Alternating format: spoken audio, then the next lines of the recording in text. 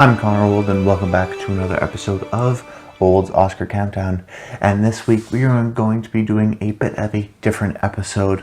Most weeks I break down a different category, predicting what I think will get nominated, but because the Oscar race is a little bit longer this year, and because I want to experiment with the channel, this is kind of a different video, a sort of recollection of where we are in the Oscar race, and then ultimately giving some bold predictions to sort of predict ahead what I think is going to get nominated. So essentially in this episode, because it's sort of a different one, a unique one, I'm going to be giving 7 bold predictions. They're not totally crazy bold out there, but sort of not the general consensus as we stand right now, to try to help you predict, try to help you get sort of better odds and an understanding of maybe where the award season is going to go, but also to help you sort of work out some of your own thoughts as to what's going to get nominated, and hear some of my sort of predictions of maybe what's going to happen in the future.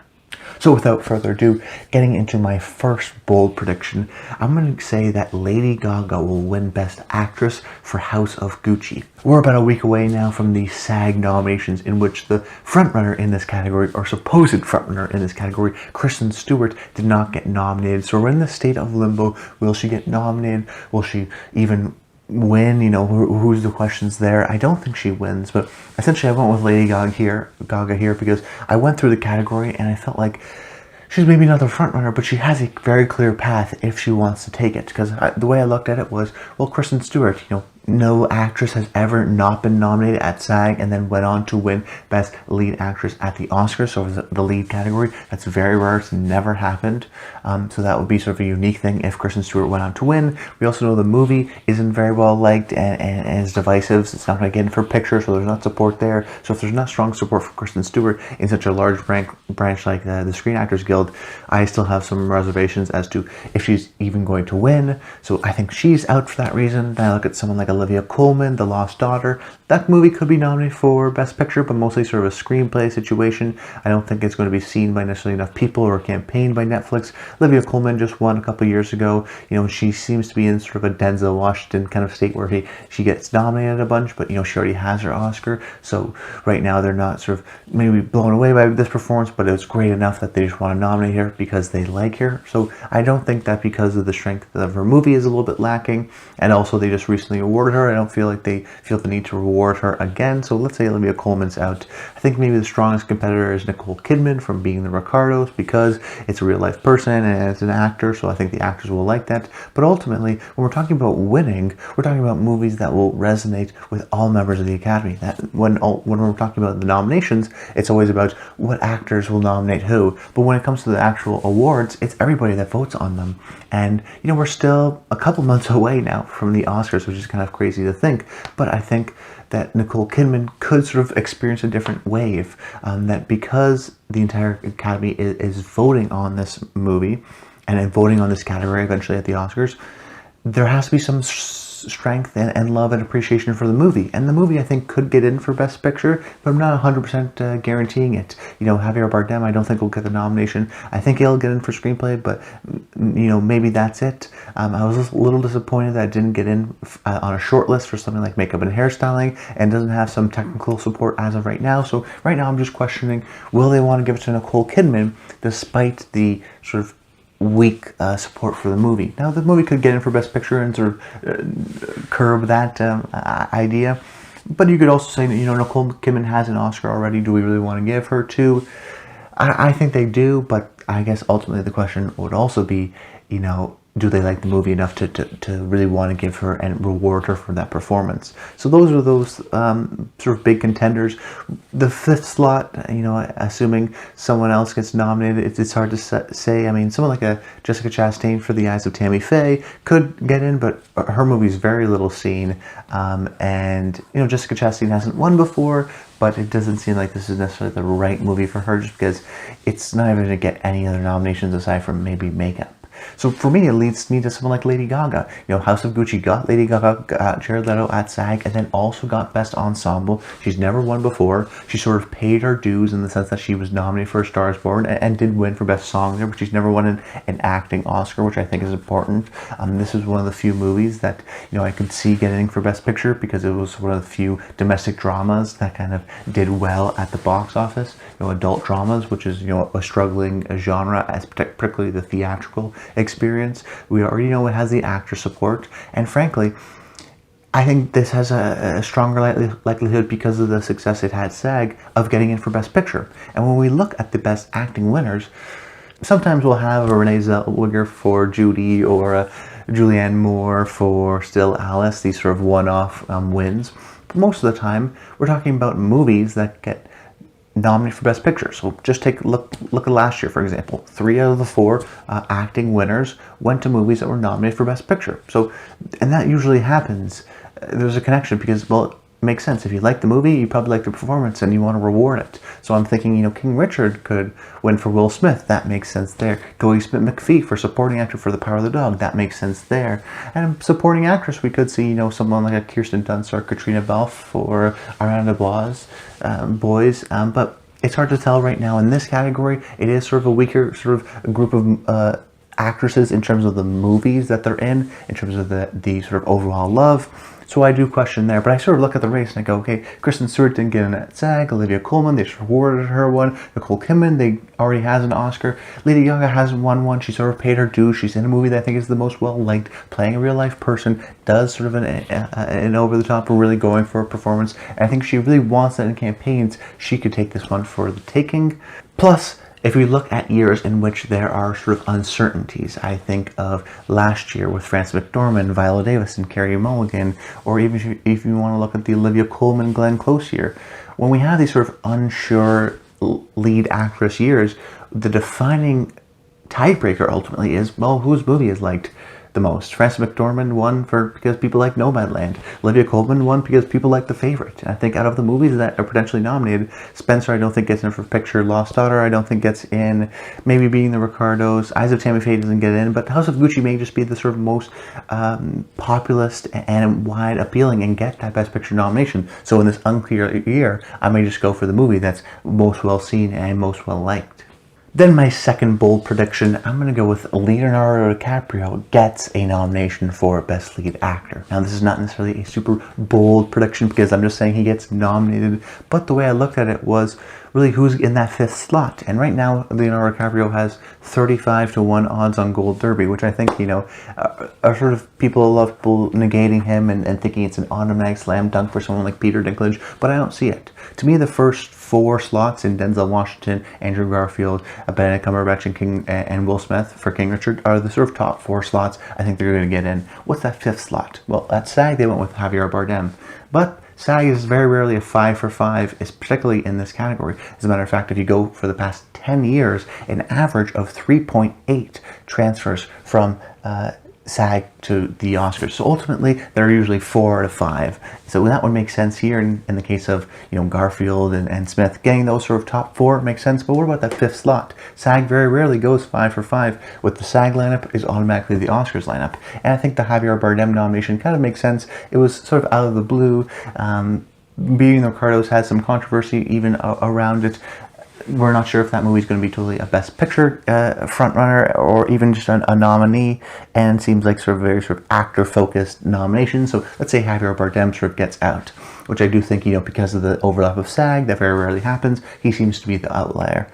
Well, then who's going to get that sort of final slot? You could say the front runner as of right now is probably someone like Peter Dinklage for Cyrano, but I look at the movie and I go, well, this movie disappointed in terms of didn't make the shortlist for Best Score, didn't make the shortlist for Best Song. This is supposedly a musical, doesn't make it there. There's some sort of questions around that.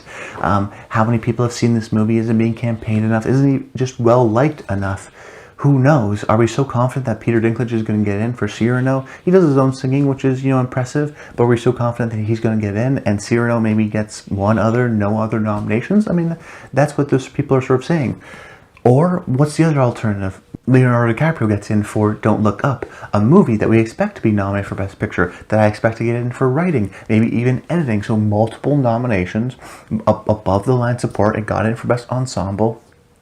I understand some of the concerns in terms of, Critics' Choice, what to Dinklage for Cyrano, but ultimately the way I look at it is, yeah, it could go to someone like Peter Dinklage for Cyrano. I guess it could go to Nicolas Cage for Pig, but that's sort of an independent thing and hasn't been sort of picking up so much. So for me, it's Dinklage and Cyrano. And I go, Dinklage, he's never been nominated before. He's in a movie that's not as well liked. And then I look at Leonardo DiCaprio and I go, he's in a movie that I think is going to get nominated for Best Picture. Oh, and it's Leonardo DiCaprio, 6-time nominee. Oscar winner, Leonardo DiCaprio, fan favorite of the Oscars. Who are they going to go for at the end of the day? They may want to give it to Dinklage because they nominated him before, but I think that they're going to sort of rely on their old trusty and go with Leonardo DiCaprio. And right now, at the 35-1 odds, I'm looking at it and I go, well, more respected actor and well respected movie, more so than something like Peter Dinklage. And I don't think Javier Bardem is going to get in because very rarely, like I said, SAG and the Oscars overlap. So for me, I think it's a good bet at least to get DiCaprio in. And I'm predicting DiCaprio getting in for Don't Look Up. Then my third bold prediction is Ariana DeBose wins for Best Supporting Actress. And this is maybe not super bold, but because this category is so up in the air, but I don't think there's a clear winner. And I'm sort of declaring it here that Ariana will ultimately take that prize. I think there's a couple things that maybe people haven't totally caught on with yet, haven't done the analysis, but I did when I had my SAG reaction and analysis video. And that's with the fact that in the acting categories, supporting actor or actress, particularly the actress versus the actor categories, we see that most of the winners are actually younger compared to the actor categories. This sort of ingenue, the brand new star, the young star who sort of comes up to the scene and is crowned the Queen of Hollywood and is sort of the new great young actress that comes onto the scene and oftentimes is rewarded. Think of Jennifer Lawrence for Silver Linings Playbook, or Emma Stone for La La Land, or Brie Larson for Room. These sort of young actresses who wow people early on in their careers and then ultimately get that Oscar and do great things from there on out. And we thought it was going to be Kristen Stewart, sort of paid her time, does this sort of great role, but then who knows if she's even going to get nominated. And I think her lack of SAG really hurts her overall chances of getting that award. So then you have to think, okay, well, will it go for someone like a Nicole Kidman, older potentially? Well, then is there still going to be that sort of ingenue, that sort of younger actress that they haven't rewarded in a couple of years, the sort of breakthrough that they do like to do? I think that makes sense here to slip in and actually sort of switch the narrative and go, actually, Ariana is fitting that narrative. If we're going to go sort of an established actor like a Nicole Kidman or Olivia Colman, well, let's go for someone new in the supporting actress category. Also, we've noticed that in the past few years, with the 8 to 9 Best Picture nominees, oftentimes the Oscars like to reward every single movie with at least one Oscar. So, every year you'll see 7 out of the 9 Best Picture nominees, 6 out of the 8, 7 out of the 8 Best Picture nominees oftentimes get their own Oscar. So Arrival will win for Best Sound Editing, and Phantom Thread will win for Best Costume Design. They'll all get sort of these one awards. Very rarely does a movie get a bunch of nominations and then wins nothing. So I look at it and I go, West Side Story, this could be a potential Best Picture winner. Where's it going to win? It could win Production Design, but that could be Dune. It could win in Sound, sure. Where is it sort of clearly going to win? I think that probably the best chances is Ariana here. So if we do think this movie is very well liked, we do think it's a best picture contender, Best Director contender, well, where is it going to win? It's not guaranteed that because it's nominated for Best Picture, it has to win at least one Oscar. But if we do think of this as a serious contender, where is that going to get its support? I think Ariana is the clear situation. Plus, she got nominated at the Screen Actors Guild Awards despite the lack of screeners. A lot of the SAG members didn't even see West Side Story unless they saw it in theaters, which very few people did. So a lot of people didn't even see West Side Story to give it the ensemble nomination, and yet despite that, there was enough votes for Ariana DeBose. So there's a strong amount of support. If you sort of read into that, I think the ingenue narrative is strong. I think the support of the movie, which doesn't have a lot of sort of frontrunners in any other categories, she is sort of the frontrunner. The storyline of the fact that Rita Moreno sort of passing on that Anita role, she won for playing Anita in the original. Now Ariana sort of plays it again. Let's also not forget that Ariana did the red carpet pre-show for the Oscars last year, so she already has that Academy connection and sort of has done some of the legwork. I think this is sort of one that she's in second and third place right now, but very clearly I think she starts winning a couple things and she will be the obvious winner. So watch out for Ariana here in Best Supporting Actress. I think she will win. Then my fourth bold prediction, I'm going to go with Dune winning at least 6 Oscars. Now, very rarely do we see these sort of technical sweeps, but when they do, they really happen in terms of a sweep. Mad Max Fury Road seemed to win everything. Even something like La La Land won a bunch of Oscars, didn't win Best Picture. But something like Lord of the Rings will sweep in all these technical categories. And I think that Dune is of that level. I think there's a similar amount of appreciation just for the epic scale of it and the merger of VFX. And if you just go down the list, this movie could be, an 8-time Oscar winner without winning Best Picture and tie a movie like Cabaret for the most amount of wins without a Best Picture win. But if you look at and look at the technical awards, it could win pretty much every technical award. Best Sound, I think, is the clear frontrunner there. I think Best Cinematography, Greg Fraser can edge out The Power of the Dog, because I think The Power of the Dog will have a lot of above the line support, but the sort of technical grandeur of everything, I think you can go to a movie like Dune. Then you go with score. Hans Zimmer, I think, is in the front runner right now because of that epic score. If you believe in the parallels between sound and editing, which I do, I think you could win for editing. That's 4. I think you could win for costume design because we've seen these sci-fi type movies, Black Panther, Mad Max Fury Road, win in costume design, sort of going against the sort of big ballroom gown thing. So that's 5. 6, make them into hairstyling. There's strong support and people behind that in terms of the talent that's working on that film. Also, it could be sort of that sci-fi and the prosthetics that they did with the Baron. There could be a strong side there. Not super confident in that, but that's a possibility. Visual effects, I think, is a clear front runner. So it's in a front runner in a lot of these categories. What else am I missing? Oh yes, and Best Production Design I think can even win. So I think it's the front runner in pretty much 6 or 7 categories. The costume design I don't think, or makeup and hairstyling, I'm not 100% sure it's going to get in, but I do think when Oscar night comes around, we're going to be hearing a lot of Dune, especially early on in that award ceremony. There's going to be a lot of Dunes, and surprise a couple of people in a costume design, in maybe, production design, editing, sound, and just rack up a bunch of these technical awards, and may win every technical award it can, and winning those 8 Oscars, so don't be surprised. The official prediction is, at least 6, but it could win many more. I do think it's going to sort of sweep in those technical awards, and you may be smart to pick Dune in every one of those categories because you will get most of them right. Then my 5th bold prediction, I went with Spider-Man No Way Home will not receive a single nomination. Now, I've been saying this for a long time. There's a huge disconnect between what the audience is like and what the Oscars like. They used to be sort of tied together. Star Wars, Jaws, Rocky, even Avatar 10 years ago was a hugely celebrated movie. But with the Avengers Endgame sort of one nomination, despite being the highest grossing movie of all time, that's pretty much put the nail in the coffin that the Academy does not care about box office and what resonates with the Academy, with the audience members. And there's a piece that was written in Variety saying that essentially Spider-Man No Way Home should be nominated for Best Picture. Now, some people may sort of agree with that, but I actually think that probably does more harm than it does good, and people will be like, you think it should get nominated for Best Picture? Therefore, I'm not going to nominate for Best Picture. But frankly, if you look at it, a lot of people think it's going to get in for Best Picture, but what's the sort of connection back? Maybe it gets a visual effects nomination, but that's it.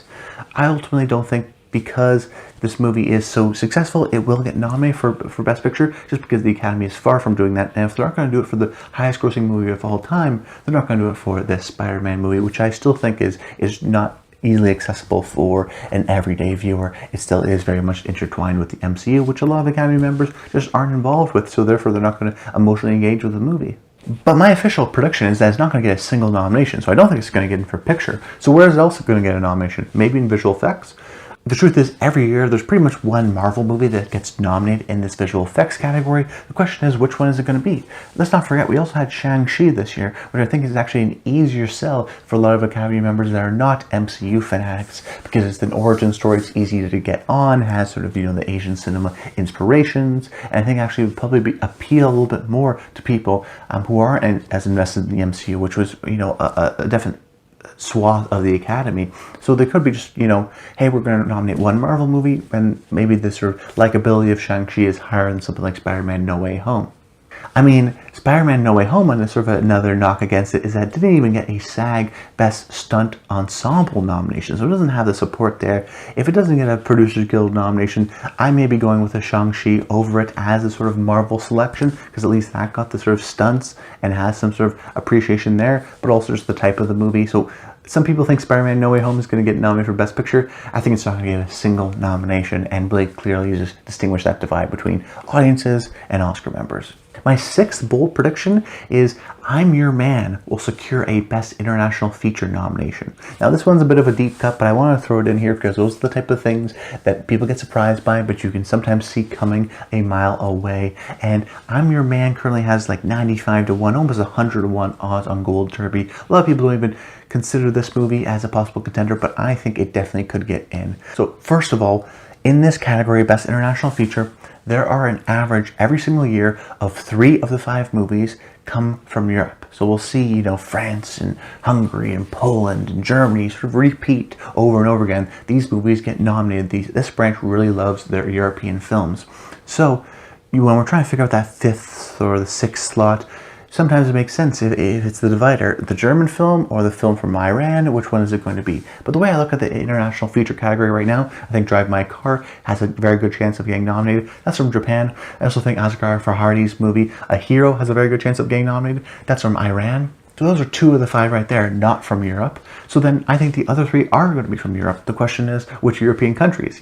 I think a movie like Worst Person in the World will get in. I think Flea will get in.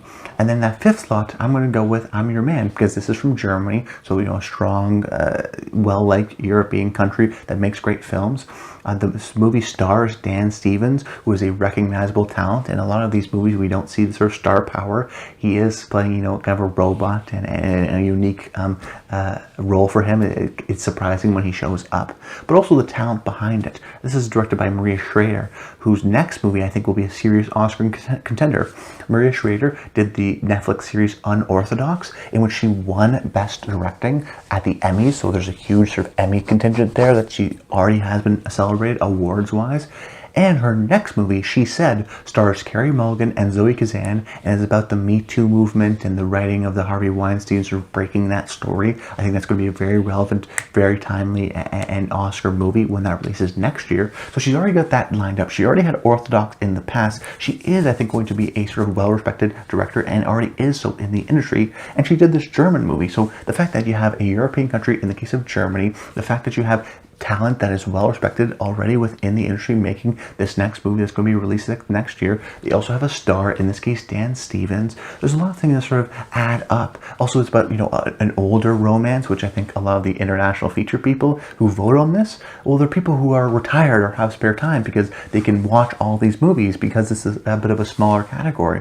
So I think that because of the sort of content of the movie, the stars, the talent behind it, so many of these factors I think people are overlooking to ultimately consider I'm Your Man as a serious possible contender, at least for a nomination.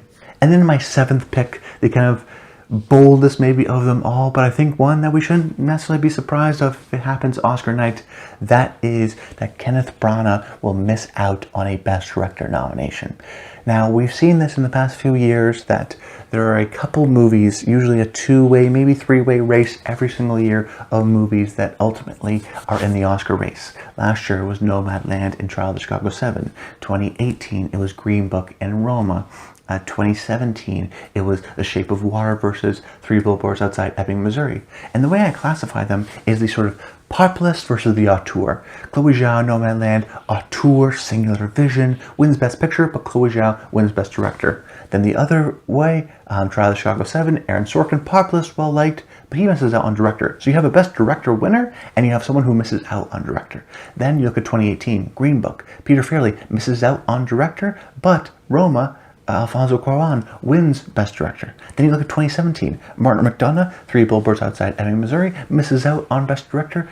Guillermo del Toro, Shape of Water, wins Best Director. So there's always these 2 movies every single year, back and forth. We don't know who's going to win. There's a split going into the Oscar night. And almost overwhelmingly, one of them are the sort of auteur, and they will ultimately win Best Director, and the other one doesn't even get nominated. Well, what's the category this year? I would argue that the 2 films are Belfast and The Power of the Dog. And Jane Campion has a very high likelihood, auteur, of winning for Best Director. Well, Kenneth Branagh is seen as this journeyman. I think he's seen more so an actor as he is a director. There's a personal element to it and a stylistic, but there was a personal element to something like Trial of Chicago 7 or even Green Book, and that falls out. So I think I won't be surprised if Kenneth Branagh come Oscar night is, oh, big surprise, Belfast, is this going to hurt his chances? Misses out, because it is the sort of populist general movie. You think of the writing, you think of the actors, you don't necessarily think of the unique auteurist director, just because you don't see Kenneth Branagh in that light. So if we look at these two movies, every year there's these sort of two movies that are in the front, the auteur and the populist. And right now, Belfast is the populist, Toronto fan favorite winner, similarly to a movie like Green Book, let's not forget. Not to say those movies are necessarily alike, but I think in the context of the race, I think people don't necessarily view Kenneth Branagh in the same way they do Jane Campion, and because of that, they may want to nominate a Paul Thomas Anderson or even a Pedro Almodovar, surprise maybe, over Kenneth Branagh. I'm not necessarily throwing him out of my predictions, but don't be surprised if you see him fall in odds and stuff like that. It does seem like as we get closer, Kenneth Branagh and Belfast is a little bit weaker than we thought. But that's about it, guys. I hope you enjoyed the video. Make sure you comment below. Let me know your thoughts on what your sort of bold predictions are. I'd love to hear some of your bold predictions. And stay tuned. Subscribe to the channel, where we're going to do fun videos like this, but also sort of go back to the traditional, breaking down a category. I haven't done best documentary, animated feature, visual effects, editing. I have done animated feature, but visual effects and editing. There's a whole bunch of stuff I still have yet to do. And then, of course, react to DGA and PGA and WGA and all that stuff. Lots of great Oscar videos coming up, so please like the video. That helps, and comment below. I'd love to know your thoughts. But that's about it, guys. I hope you enjoyed the video, and until next time, stay tuned.